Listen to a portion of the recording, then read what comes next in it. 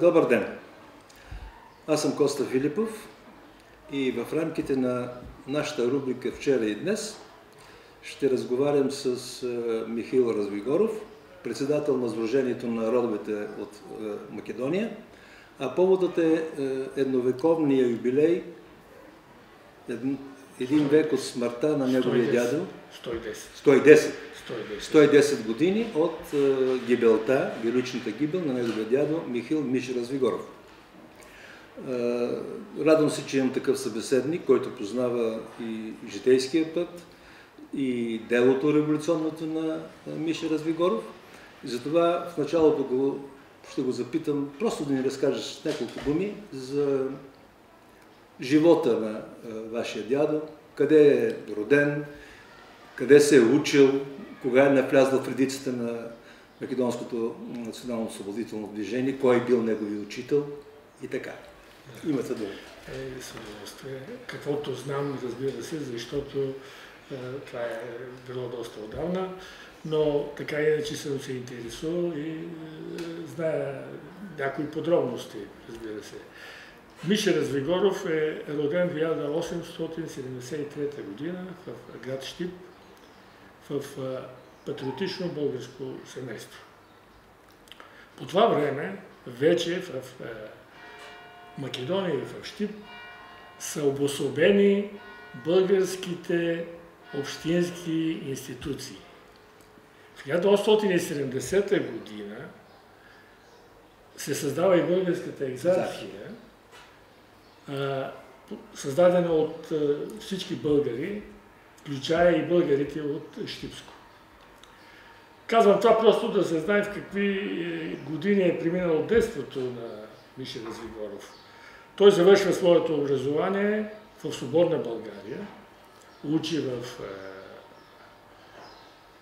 Кюстендил и в Казанлък, завършва педагогическо училище.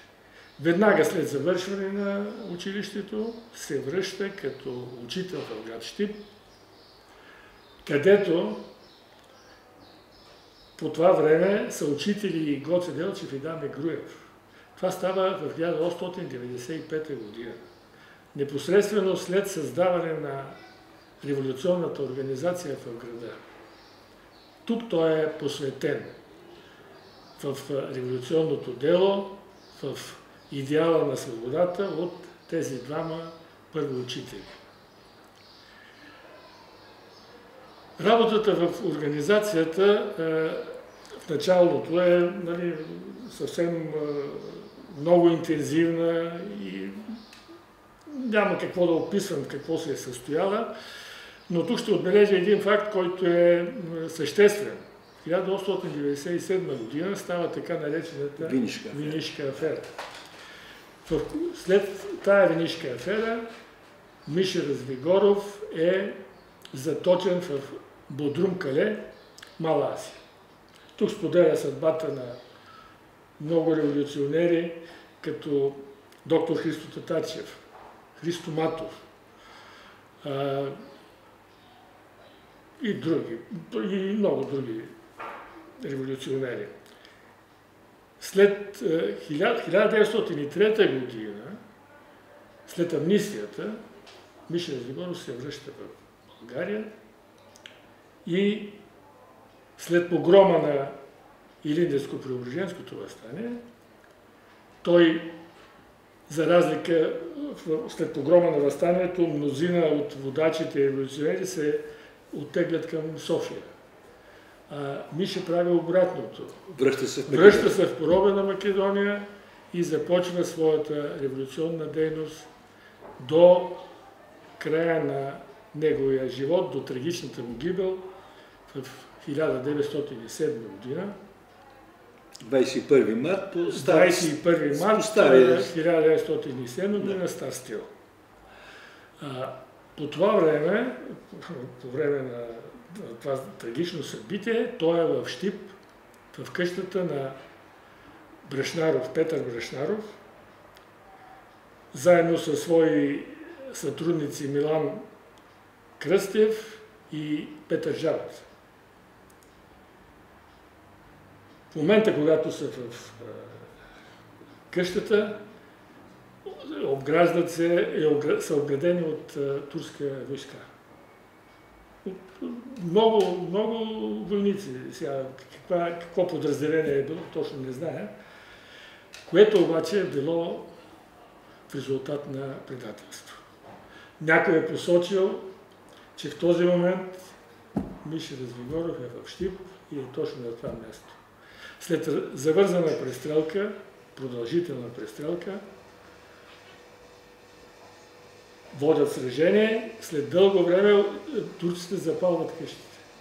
И след запалване на къщите се самоубиват Миша Развигоров заедно с другите двама свои сътрудници.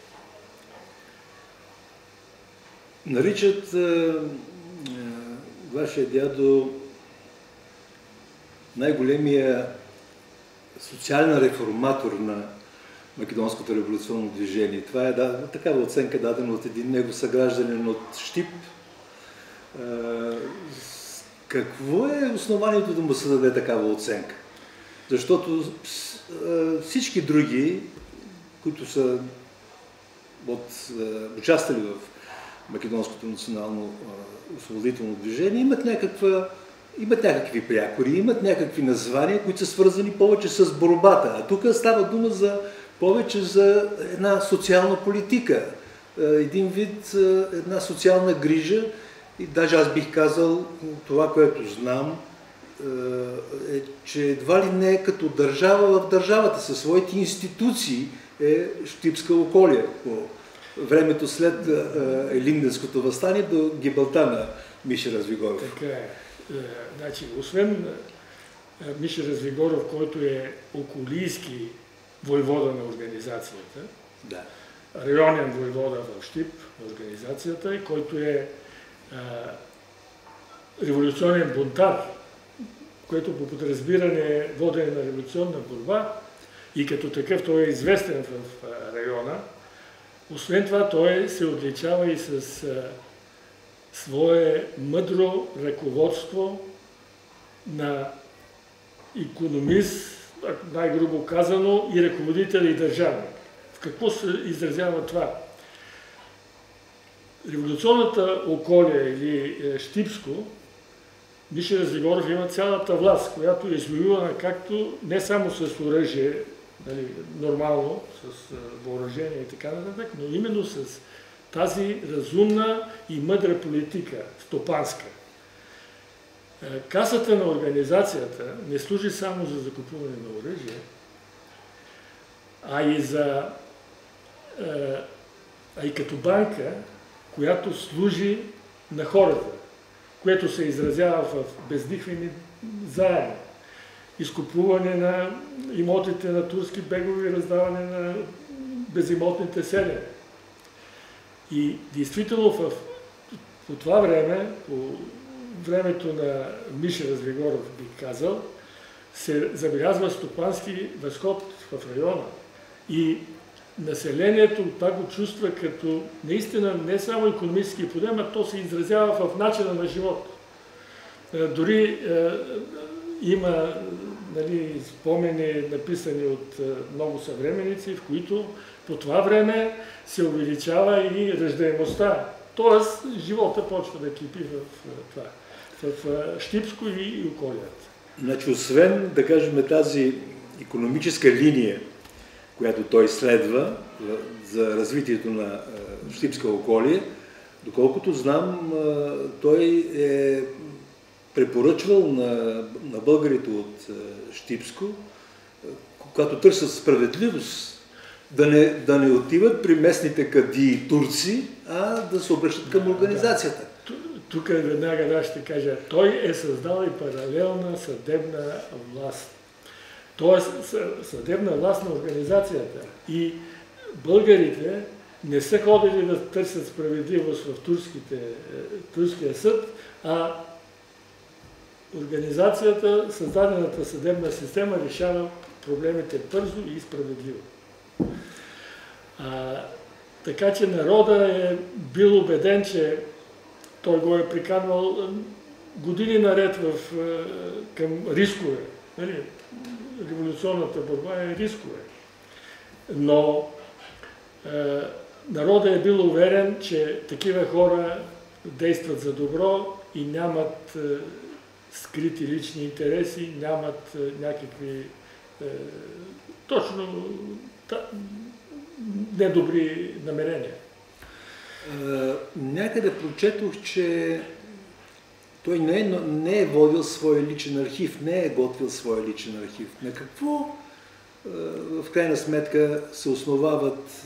Имате ли нещо вие лично, което не е какъв спомен в семейството, което да го свързвате с него, с своя дядо? Да, разбирам ви. Да. Значи, имаме, но те са съвсем такива лични писма, които той е разменял с съпругата, с семейството, защото той по това време е семейен с дете. Нали, но те са няколко писма, които са единственото, което е останало в семейството. А пък иначе много спомени в много книги съвременници има описани, например, на Хаджи Митрев, спомените, в които той много подробно описва точно тази стопанска дейност, за която говорихме преди малко. Разбира се,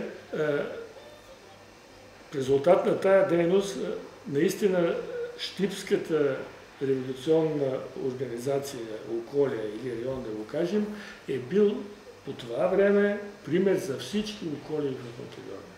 И не случайно, по това време, не по това време, а бъдещите ръководители на организацията са Тодор Александров и Иван Михайлов. А Тодор Александров е бил и секретар в четата на Миша Развигоров. Съвсем непосредствена връзка, освен че са били съседи и са познавани и лични приятели и така нататък. И в книгата на Иван Михайлов, спомените на Иван Михайлов, които издадоха, е има отделено място действително за Миша Развигоров. Аз само това ще спомена, което е много силно и показва по какъв начин хората са възприемали и са виждали дирята, оставена след Миша Развигоров, след неговата смърт. След години, може би 1916 година, Иван Михайлов среща Дине Прошов от Щип, който е общински съветник. И просто разговор и казва, все пак, какво би ми казал за личността Миша Развигоров? Какво е твоето мнение, впечатление и така нататък? Старият вече дядо Дине свалил кълпака си и промълвил. Господ беше. Очите му бяха просълзени. Това го е написал Иван Михайлов в своите спомени, което е много силно и казва много неща. Общо взето, в такъв кратък разговор, без ние не може да се впуснем в подробности, дори да обясня и за тази стопанска дейност, и за революционните мероприятия, които са извършвани, но това е личността и името на Миша Развигоров стои на пиедестал в Щипско и околията. Вие сте председател на Сдружението на българските родове от Македония. Две думи за неговата дейност, така. Да, идеята на това сдружение, Българско сдружение на родовете от Македония е ясна. Това е целта да се запази родовата памет за хората, за фамилиите, произлезли от този край на нашата родина. Събиране на информация, събиране на родословно дърво за отделните фамилии, което наистина има за цел да запази паметта и да предпази от амнезия, която с годините е все по-голяма и в условията, които са в днешна Македония, е много силно застъпена. Просто наистина трябва да се напомни на тези хора, да им се припомни наистина откъде е потеклото им и да забравят някои заблуди и да се изправят някои грешки. Благодаря ви. С Михаил Развигоров, внук на воеводата Михаил Миша Развигоров, по повод 110 годишнината от неговата трагична и героична гибел, разговаряхме днес в рубриката "Вчера и днес".